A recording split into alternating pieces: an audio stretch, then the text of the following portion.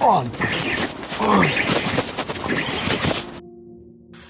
boys, how are we all getting on, and welcome back to another video. Now, today we are going to be reviewing another lure, and that is the Savage Gear 3D Hard Eel version 2. So this isn't a 4D lure like they've been doing with their other baits. This is a 3D version 2. So it's basically a very similar concept to their 3D with a few adjustments made. I don't own the 3D eel myself, but I do know lads that have fished with the 3D hard eel, and they say it's their favourite pike lure, so I was very hopeful into getting this, since it's basically the same thing, just with a few adjustments and newer paint jobs. So I bought one from my local tack shop and went down fishing on the canal.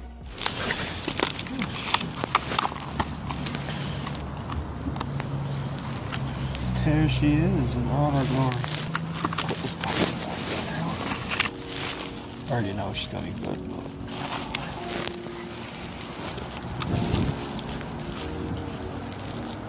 oh yeah, that is gonna get hit.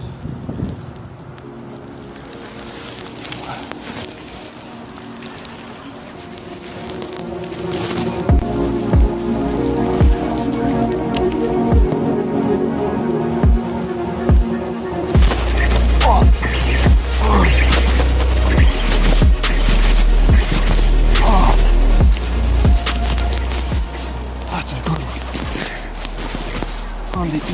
Very good.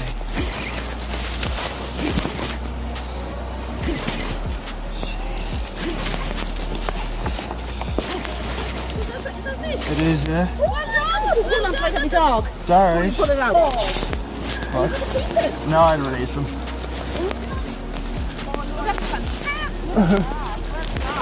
He's a nice one for this canal now. He's a very nice. Is he?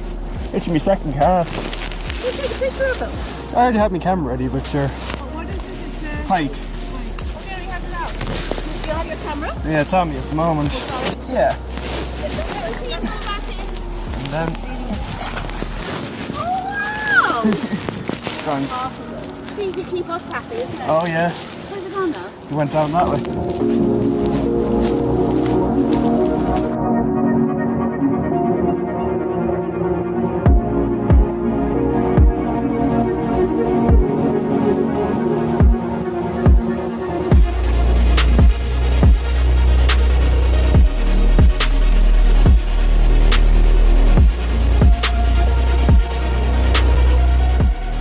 Although that fish was not big, to catch a nice 3-pounder like that on your second cast, that's definitely impressive, even though it was the only fish I did get. The 3D eel version 2 is definitely living up to its expectations so far. So while I was at the canal, I really tested out the eel to see what its weaknesses and strengths were, and I'm going to talk about them now to see where this lure is worth purchasing. So the name isn't fully accurate, as we can expect. The front of the lure is in fact hard, but the whole back piece, similar to the Rapala, Otis and Peto, the back is soft, which is to be expected from a curly tail lure, which is good because that means you'll only have to replace the tails and not the whole lure. And the lure does come with a spare tail, which is the exact same tail that is already on the lure, unlike the original 3D eel, which had a smaller tail and a larger tail. I think the smaller tail was to help it glide, like a jerk bait or glide bait, whilst this is mainly just used for straight retrieve.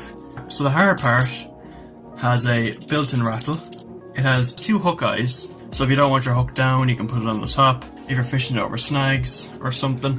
The lure is slow sinking and has a load of different colours to choose from depending on where you're fishing. So let me get into the main thing I was really surprised about with this lure. Because it is a slow sink lure, I was able to retrieve this lure extremely slow, with that tail still able to move like it was going fast. And it generally is surprising how slow I was able to go, which makes this a perfect winter bait, because as we know in winter, the pike are slower and they won't chase things nowhere near as much as they would in the summer. And it's no stranger to going fast either. I was burning the yoke in on certain occasions, and the lure would stay straight while the tail would just kick and do its thing. The only time it would go sideways or swirl was when I brought it to the surface and started ripping it, but that's to be expected. The lure itself weighs 50 grams and this is the only size I think you can get at the moment, which is no bother. It suits my rod perfectly, but for all those heavier rods and stuff, probably not the best for casting, even though it did cast really well on my rod. So obviously the big pro is that you can move it real slow, medium or quick. Obviously you can count it down depending on what depth you're fishing. Even surface it was working, so it has loads and loads of options. Now there is only one con I can think of with this lure, and it's to be expected with most curly tail lures. This tail was getting caught in the hook maybe 1 out of every 3 to 5 casts, but that happens a lot, and the lure does not work like that, so that is the main con. So there's not too much to go over. The lure is quite basic, but it has a lot of ways you can fish it. So I do actually recommend the 3D eel. If you really do want a curly tail lure, this is definitely a top pick for me anyway. I really like this eel, and although I only got the one fish in it, I can definitely see this being a winter killer in the rivers, canals and lakes. This eel retails for about €15 or £13 or something like that. So it's not awful expensive. It is around that sort of Savage Gear price range for a lure like this. I'm going to give the eel an 8 out of 10. The reason why I'm not giving it a 9 or a 10 is because of that tail issue. It just happens a little too much for me, but that you can't really do too much about that with a curly tail lure. But before you go, here is another session me and Ben did last week, where Ben especially was very desperate to get a pike since it's been a little while since he caught one, and he was using the Savage Gear line through trout, and we did eventually hook up. So here is that video.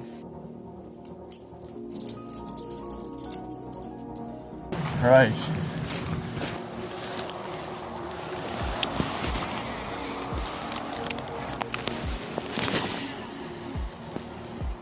Well, son, any fish?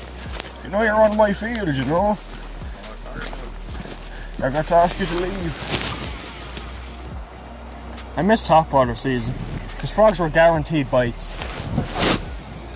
Yeah, what was wrong with you? Why the old frog? I refused to fish topwater. Why? I wasn't confident. No confidence. And then you saw me hooking everything on them. Sure, it's the best type of fishing. What do you mean, no? Why is there a pike jumping out of the water for the yoke and you're there like, nah, let me fish on the bottom.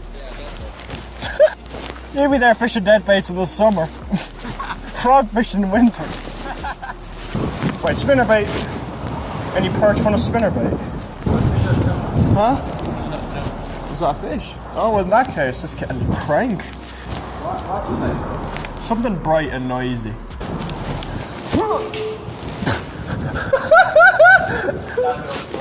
I guarantee it's not. These Shakespeares are tough. Oh, hey, it's a goner. Maybe I should throw the line through. Did you ever see the inside of a crankbait? Oh yeah. Eat your trout. I will actually take you. It's about 6 now. Yeah, man. Oh, you missed one. That was a fish. I saw your rod tip. You lost him. Oh yeah, look. Oh, the head is crushed. Yeah, teeth mark. It's only a small one, but sure. Yes! Is that him? That's him, I think. Is that a fish? Oh yes, yes, yes, yes! Yes! Is he big? It is, I saw his tail. It is! Let's go! We did it! We did it! It's not big. I knew he'd come back for it. I knew it. You little bastard! I'll get you my pliers. Do you want to weigh him? I'll measure him as well, the length of him. What? Leave him in the net for a little bit. I'm dead.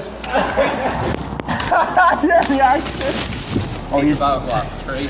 Yeah, definitely, maybe 4. Just to hunt down the tail. He's at 23 inches. Okay, so he's 5 with the pole. So he's a 4-pounder. That's a good way. Keep it like that. That's a good photo there. Well, would you want to stand back a bit? Hold on. Deadly.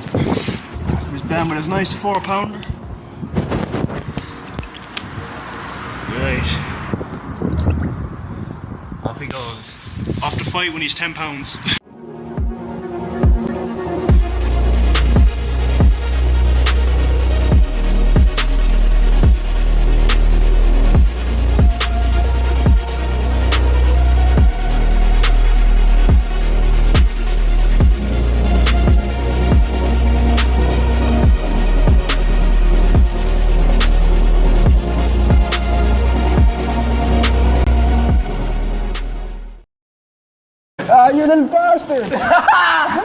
Yes! Fuck yeah!